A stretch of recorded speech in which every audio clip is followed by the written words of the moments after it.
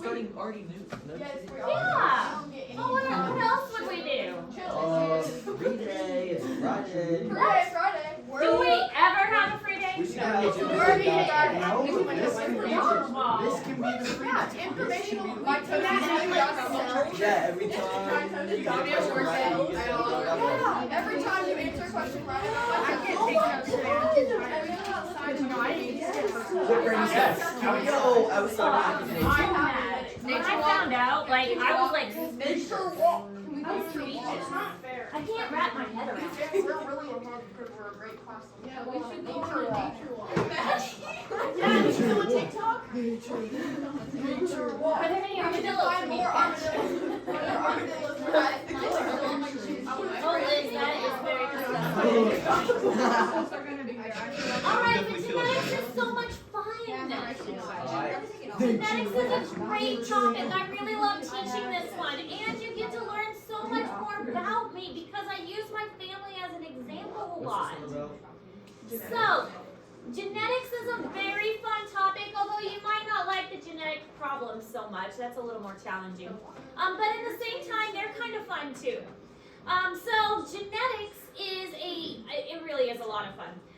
This is a topic where we're putting together, we're putting together what we've learned about replication, mitosis, meiosis, and now we're kind of diving deeper and looking at how traits get inherited. So with meiosis, we learned that the egg and the sperm, they're going to come together and they're going to make an organism that has traits from both parents. And that's what we're looking at with this, is how these traits get inherited. So basically it's a blending of two different things. That's what genetics is. It's the idea that you are half of each parent. 23 chromosomes from one parent, 23 chromosomes from the other parent. Half of each.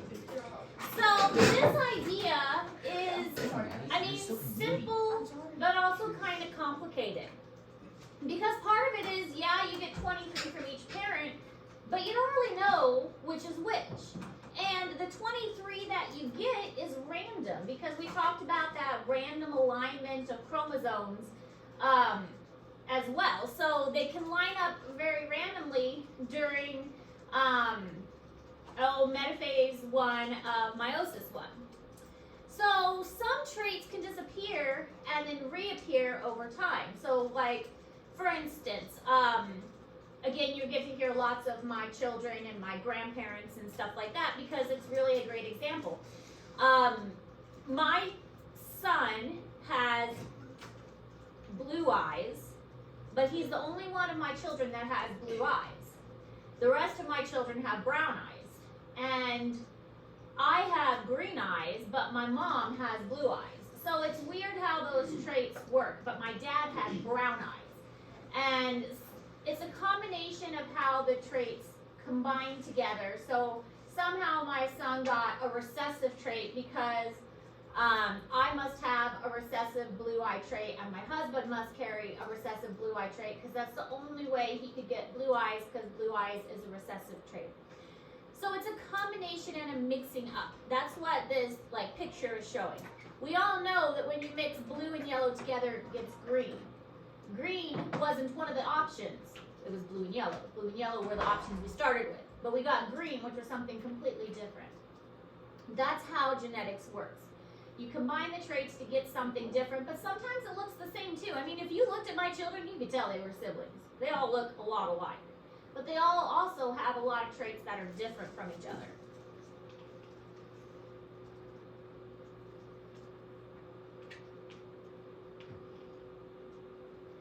At the time, Charles Darwin didn't know a whole lot about traits. It wasn't until another guy named Mendel. Mendel is considered the father of genetics, and we'll talk a lot about him. Mendel did some cool stuff with peas. Mendel and his pea plants. So here's this Gregor Mendel guy. He was all about pea plants, and he is definitely considered the father of genetics. He was a monk, and he was in charge of the garden, and he did all of these experiments with pea plants. And he kept detailed notes, and really what he brilliant.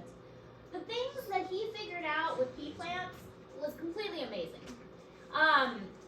And working with pea plants is really kind of easy for him because you can look at one generation from the next, and really you can get results quickly because it's based on how fast you can grow the plants.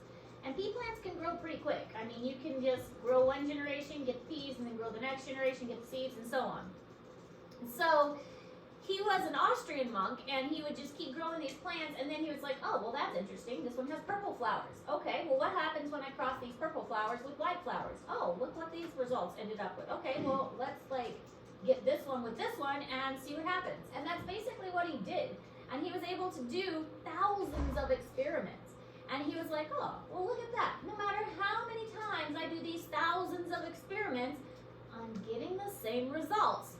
Something must be happening here. And this is how he was able to formulate these ideas, because he did the same things thousands and thousands of times, and he kept getting the same results. And so he was able to figure out, well, if I'm always getting the same results, then this must be true every single time.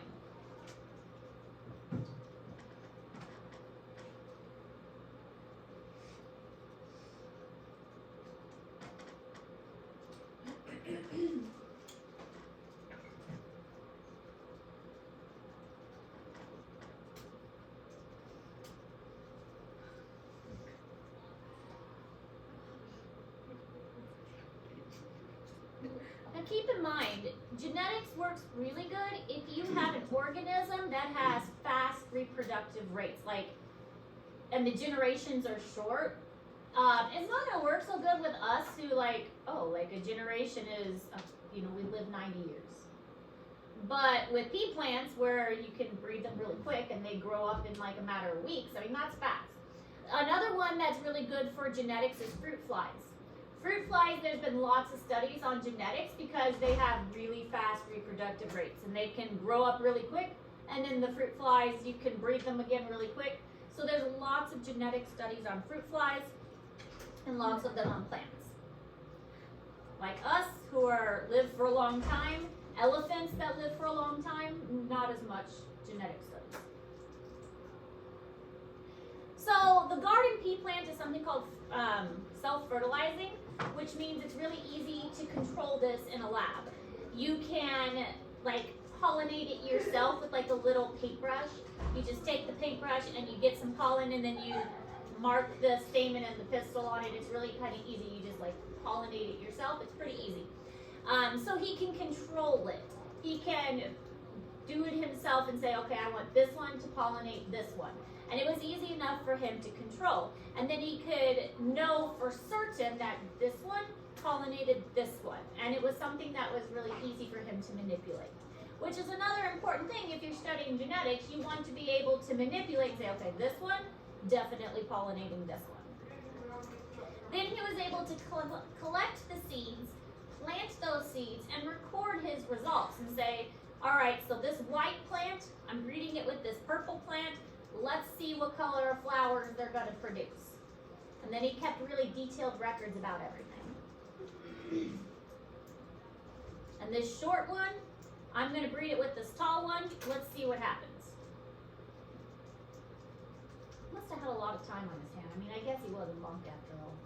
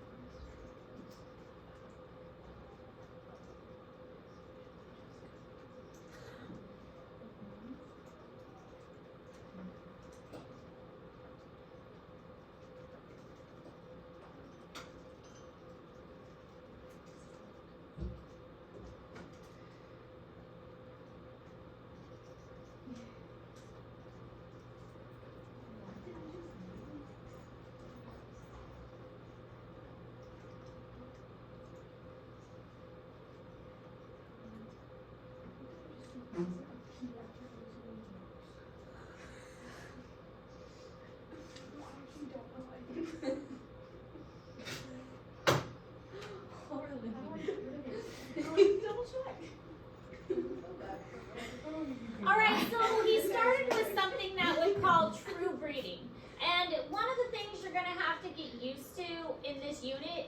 of the terms because we're gonna start using the terms in like everyday lessons. So true breeding is one of the terms that we're gonna start using. As I start to introduce the terms, I'm gonna start using them in the vocabulary more. True breeding means that it always is going to breed for the same thing. So true breeding, that means that no matter how many times he used it, it always like bred the same thing. So that means that like a purple plant, it always breeds for a purple plant. So it always had that same trait. So a true breeding plant is usually what we would call a dominant plant. We haven't gotten to the dominant versus recessive yet, but a true breeding plant would be a dominant plant most of the time.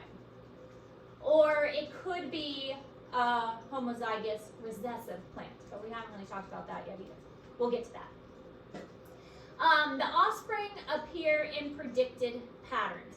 So he could predict, okay, after a while, I know this is going to happen. I can predict that this is going to happen. And because he started being able to predict, okay, this is going to happen, this is going to happen, he was able to say that something is going on here. Something is going on because this is predictable. I know that this is happening, so this is like a rule. This isn't just by chance. Something is always happening that is making this predictable. It's not random.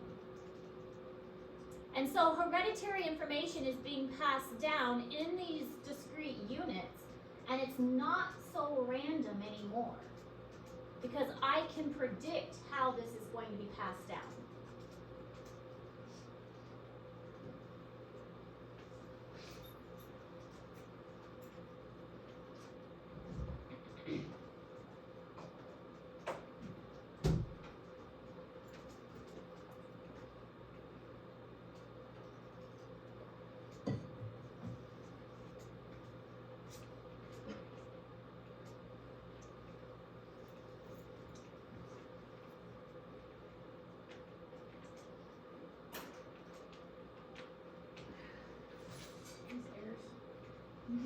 You go help find your Walmart.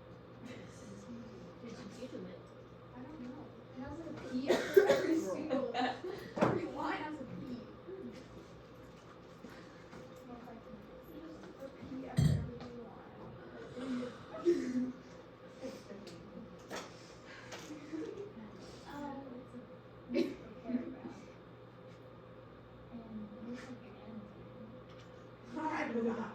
I don't know what it did. I have no idea. I just look like I actually like this looks like that video.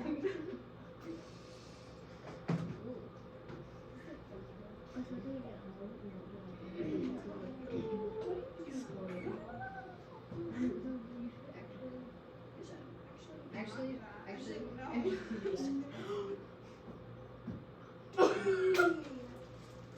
You're such a mean. All it is. Well, just Skip it. Oh no, I can't skip it. no, it has to do with like. How can I skip it? Here, I'll just do that. And then you go back and then I'll go back. Nothing wrong with it. But then I can skip No, it's that's the side here. Control P makes you correct. Yeah.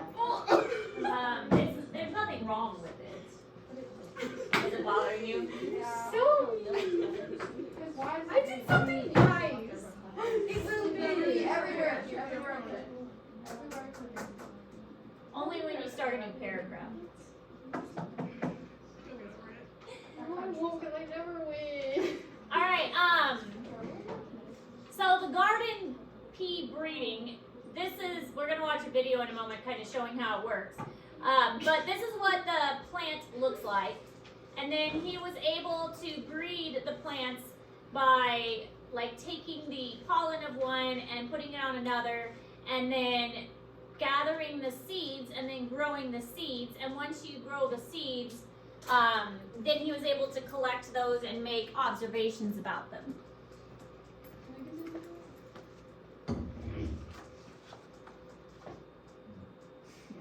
You can also Google how to get rid of it. Under normal circumstances, the garden pea plant is self-fertilizing. This cross-section shows the gamete-forming structures. Sperm-producing pollen grains form in the stamens. Eggs develop, fertilization takes place, and seeds mature inside the carpel. In some of his experiments, Mendel brushed pollen from a plant that bred true for purple flowers onto the floral bud of a plant that bred true for white flowers. To ensure cross-fertilization, the white flower had its stamen snipped off. The cross-fertilized plants produced seeds. Each seed was allowed to grow and develop into a new plant. Mendel analyzed the flower color of each new plant as visible evidence of patterns of inheritance.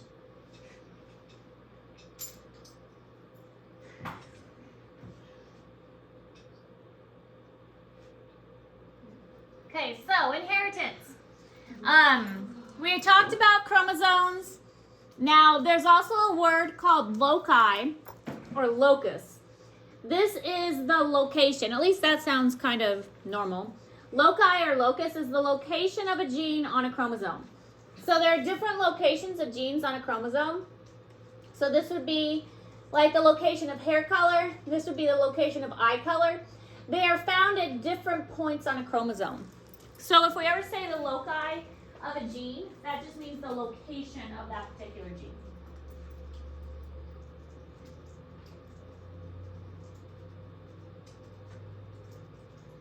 Chromosomes can have multiple genes on them,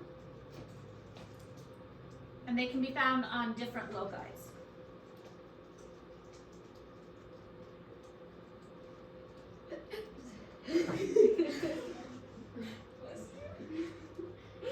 I think I was trying to see if I was like this, whether you were going to break it down. I felt Oh my God, that was so bad. I bet it was actually good, yeah. But yeah. No, but Courtney, I didn't see. understand how that like relieves you. What do you think it doesn't To me, make it That was was awesome. Yeah. okay, Courtney, but I didn't see. I was like, this just like shade. I thought I was just into my shirt, and then I was like, oh no, I'm gonna break my I neck. was, I don't know, I found it really hard. Yeah. Because it hard for algebra 1, so I like went to algebra 1 stuff for like the ESC. And you just use, so you have to. All right, so here are some examples of loci on the human genes or the human genome. So you can see there's multiple ones on the human chromosome. So here's some different chromosomes. ABO blood grouping, galactosemia, which is the breaking down of milk, Tay-Sachs disease. If this one's modified, then you get this disease. Creutzfeldt Jacobs disease. That's another thing we're going to be talking about during this unit is different inherited genetic diseases. So a lot of that has been mapped out on these chromosomes because that's something a lot of people want to know is what is, you know, so-and-so in my family has this genetic disease, so what is the chance of me getting it? So a lot of people do genetic testing to figure out if their offspring could inherit this disease. So this is also in Google Classroom. Homologous chromosomes.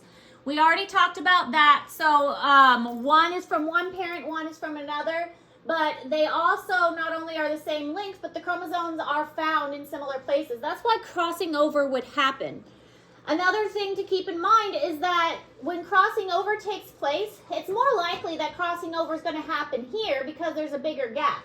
It's not likely that crossing over is going to happen here. This is too small of a gap.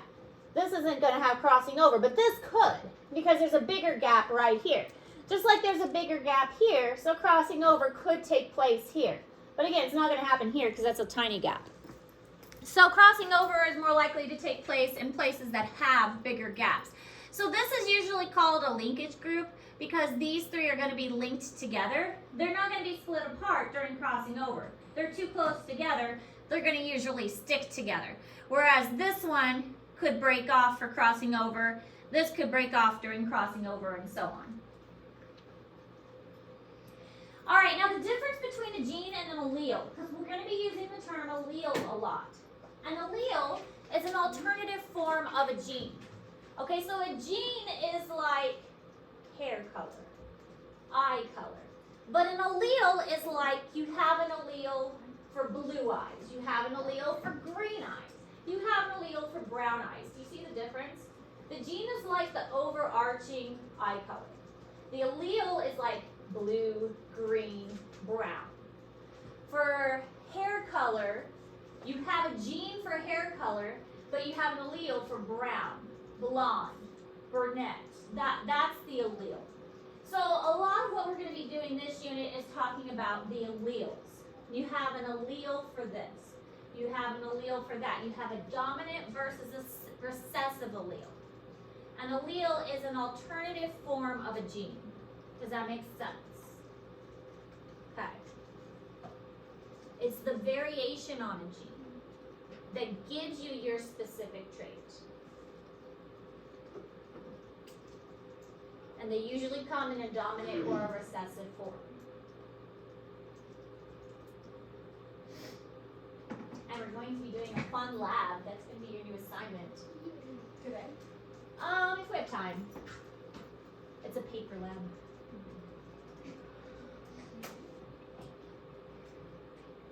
That works with alleles. I think it's a lot of fun. I always laugh a lot at the lab.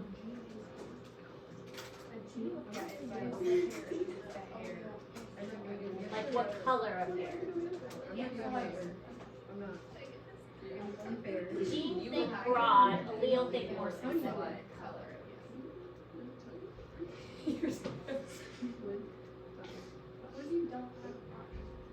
What? She just missing a gene. I think she did. Oh my god. Yeah, if you don't develop eyes, would that be? I mean, you'd be missing the eye colored gene if you don't develop them at all. Yeah, there's no eyes. All right, dominant versus recessive. Generally, the dominant allele hides the recessive allele. There are exceptions. We'll talk about those later on.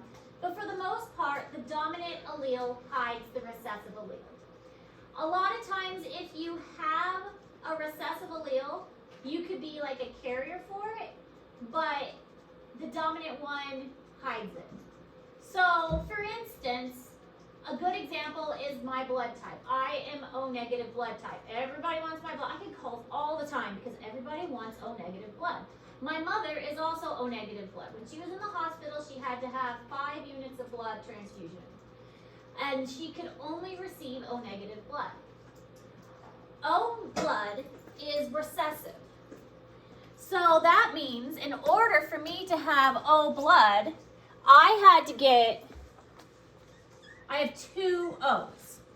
Because O is recessive. The only way I can have O blood is that I have 2. The only way my mom can have O blood is she also has 2 O. That means that my dad, who was A, my dad had to have an O as well. Because I got 1 O from my mom and I got 1 O from my dad. Does that make sense? Yeah. Because that's the only way I could be O, which is a recessive. Because I had to get 1 from my mom and I had to get 1 from my dad. That's the only way that I could have O, which is a recessive trait. But my dad was A, which is a dominant. So his A is hiding the O allele that he has. It's overriding the O. So he's just known as an A blood type.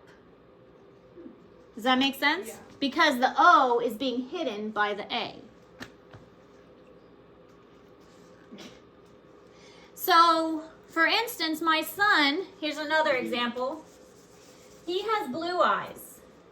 But the only way you can have blue eyes, I need a better marker. This one's not cooperating. The only way you can have blue is a recessive trait. The only way you can have blue eyes, and usually recessive is written by a lowercase letter. So the only way you can have blue eyes is if he has 2 recessive traits. So my son can only have blue eyes if he has 2 lowercase.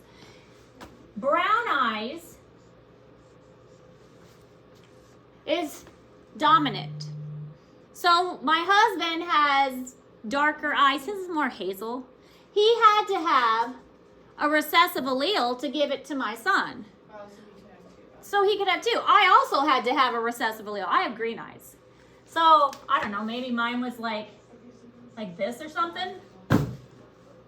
Because I also had to have that recessive allele to give to my son. Does that make sense? Yeah. Dominant. Capital is dominant. So the dominant will overshadow the other. Dominant overshadows the recessive. What makes it dominant? I don't know. It's just, it shows over. It hides the recessive. It just dominates the recessive. And how do you know what the recessive trait is? So sometimes you don't know if you had like recessive case. You don't. You don't. Yep. Unless you are a recessive. Or unless you have an offspring that's recessive. I didn't know I had a recessive blue allele until I had my blue-eyed son. We did not know that my dad had an O allele in his blood until we had me, who also had O blood. So what happens when you have two different lowercase recessive traits? Is that possible? Explain that. Like if you had like a lowercase b and another lowercase b, but they're Yeah. like brown and blue. Well, Brown is is only dominant. Brown eyes. Oh, okay. Brown eyes is only dominant. But you could have like this for brown eyes, or you could have like this for brown So eyes. if you don't, you can. There, But you don't know. so Okay. there's Which a one you chance have. where you don't have recessive. You're just straight. So Yes. It's just Yeah. a straight dominant. This is called homozygous dominant. Okay. This is called heterozygous. Okay. There's two different homozygous for the same homozygous dominant. This is called heterozygous. So if I did two dominant, then I wouldn't be able to have Have a- kids that have blue eyes. Correct. If you had, if this was my, like if my husband was this, Yeah. then we couldn't have a blue-eyed child. You could either have a brown or green though, or would it have to be, or would it be brown? If my husband was this, then all of our children would be brown-eyed. Yes. That's cool. What if you have two? Interesting. What if you have dominant and he has dominant? Yeah, and they're different colors. Eye color is weird because sometimes the colors can combine together and you can get a mix. So are there just certain traits that are just labeled as dominant? What? Are there just certain traits that are labeled as dominant? Mhm, Like yes. brown and blues, like always. Like hitchhiker's thumb is an example. Everybody hold up your thumb. Does anybody have a thumb that bends backwards? I can. Some have really, Cayenne has a good one. Look at that one. Mine is very straight. This is not a hitchhiker's thumb. Mine is like as straight as you can get. I believe straight is recessive. This is a straight like. And hitchhiker's thumb is dominant. That is a trait that is just, it's either dominant or recessive. I believe straight is recessive. I lost my clicker. I got all excited and lost my clicker. That's okay, we'll watch the movie. Who is it that has the really bendy thumb? K. Diploid organisms have pairs of genes on pairs of homologous chromosomes. Each gene has a specific location on the We'll talk chromosome. about colorblindness, We call that's this the different. gene's locus.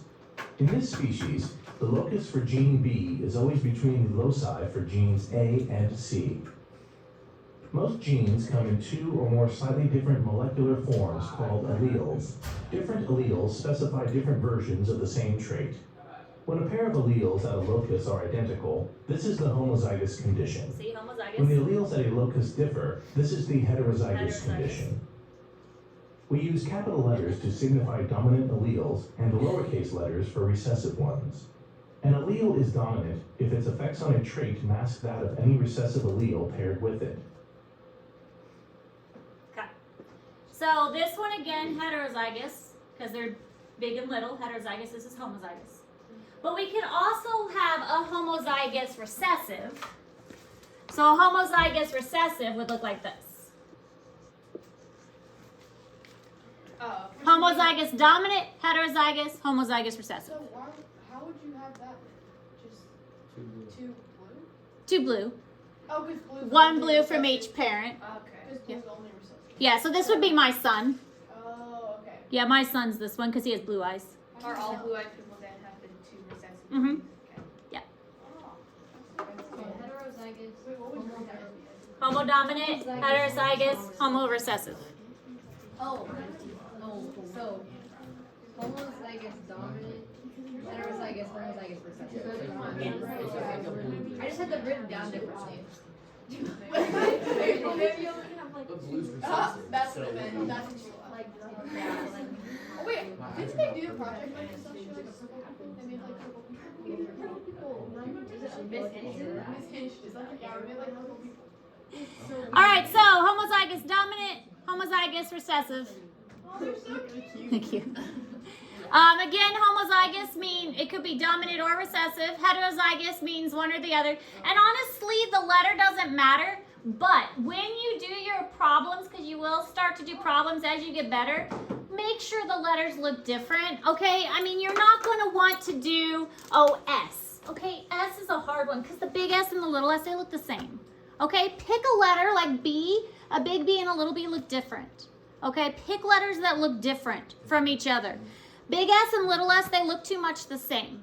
Okay, A's are good because a big A and a little a look different from each other. T's, I mean, they're kind of okay because the big T and the little t look different. Do you see what I'm saying? Yeah. Okay, don't pick things that look the same because the letter doesn't even really matter. You can pick different letters. A hybrid or heterozygous, that's this one. And we'll teach Punnett squares in a moment because Punnett squares are how you figure everything out. I've been doing it in my head because I've done so many Punnett squares I do. Aren't those the same? Heterozygous. Mm-hmm. So the hybrids and the. Are heterozygous. Yeah. Hybrid and heterozygous are the same thing. Yeah.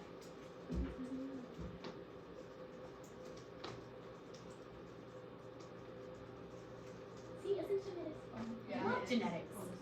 It's confusing. How does it work when like a person has two colored eyes? Oh yeah. And what is it called? Heterochromy. Oh my And that is What's the little X for? when the genes get messed up a little bit. So it is it's an error. It's Kind kind of of. rare. Yeah. What is the X in the double? Or It's like combining. combining. When you combine, So then the hybrid is when it combines. Okay. yes. When you're mating, think of it as mating. Yeah. When you mate a homozygous dominant with a homozygous recessive.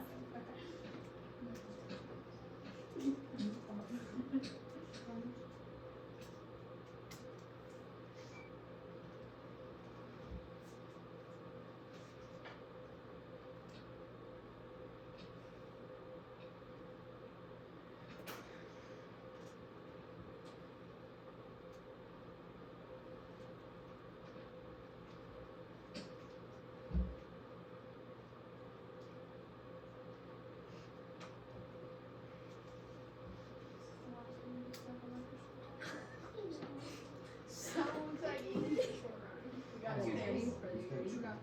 Oh my god. Yeah. Unless you guys have sections. Oh no. That's gonna suck. Actually, maybe not, because if we do sections. All right, so here we can see the same thing. This is homozygous, and this one's heterozygous. Just another way of looking at it. Okay, so genotype versus phenotype. Other words you need to know. Genotype, think genetic. Genotype, genetic. This is the genetic representation. So when I say I want the genotype of something, that means I want big A, or little a, or big A. This is a genotype. Okay? Phenotype, think physical. Physical. Phenotype, physical. I want you to say it is purple or it is white. Okay? That's different because you're going to get different ratios. What is the ratio of what is the phenotypic ratio? What is the genotypic ratio? Okay, so that's going to get a little bit different when we start doing Punnett squares. When I ask what is the genotypic ratio, it's going to be like 1 to 2 to 1. Or what is the phenotypic ratio? It's going to be 3 to 1. Okay, so you need to make sure you understand the difference between that. Genotypic is genetic, and that's these letters. Phenotype, think physical. What does it physically look like? And that's like pink or white or purple. Is it always just a color? No, it could be tall or short or big or whatever. Whatever traits you're looking for. Like there's some questions about cats and the tail length. It could be a short tail or a long tail. It's just whatever the question's looking for.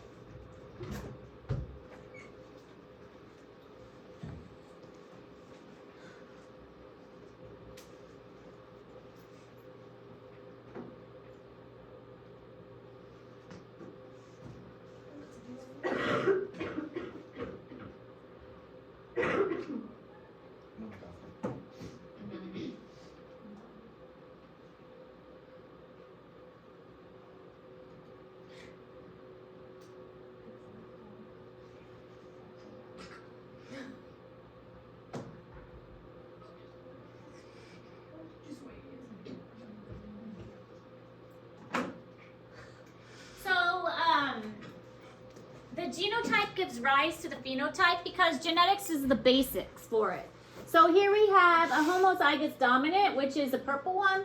Here's a homozygous recessive, which is white, and a heterozygous, which is big P, little p, which is also purple, because in this case, the purple is dominant. So the only way you're going to see the white pea plant is if you have a homozygous recessive.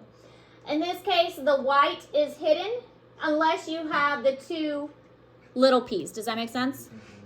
This one's a carrier, but it's going to show up as purple unless you have the two little ones. All right, look. We have just a little bit of time to do our assignment, or at least to talk about it.